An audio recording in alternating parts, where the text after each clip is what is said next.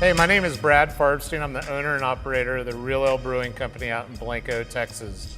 We're celebrating 23 years of making great craft beer for Texans.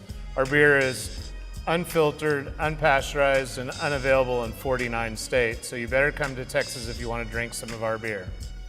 Passion fruit wheat's a new summer seasonal for us, and it's been a lot of fun to make. We started at a jumping off point with our Real Ale White, which is our Belgian style wit.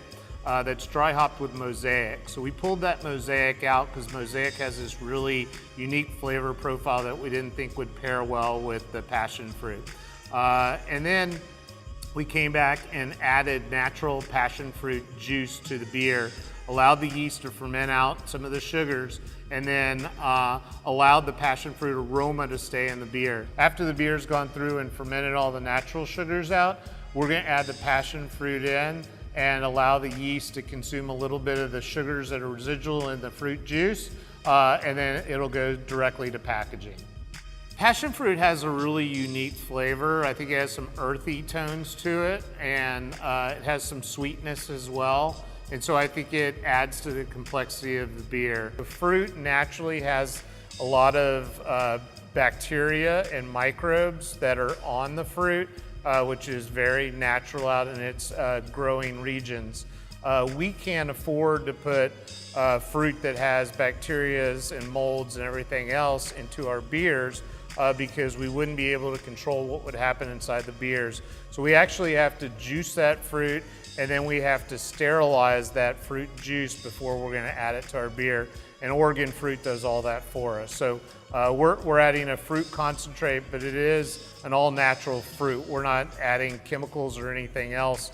It's really just a natural fruit juice that's been pasteurized for us. It's really important that you manage fermentation because the yeast will produce different ester profiles at different temperatures. And I kind of talked about as we were walking around the brewery how important it was for temperature tolerance, so that when you're fermenting your beer, you ferment it at exactly the same temperature every time. Our standard at the brewery is 0.2 degrees Fahrenheit, which doesn't give you a lot of leeway.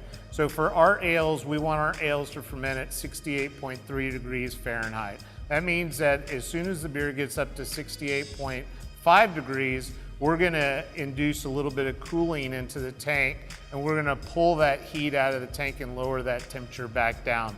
That'll guarantee that the esters that are produced during the fermentation profiles will be the same esters every time. You know, the brewery was built on 4 basic philosophies: quality, consistency, innovation, and value. If we want to make a consistent product, we've got to make it at the same temperature every day of the week. If you haven't tried it, it's super delicious. It's only going to be available for a limited time, so I recommend that you rush out and buy yourself some today. Join us down at the Brass Hall in Marble Falls, where you can find all these beers on special in August.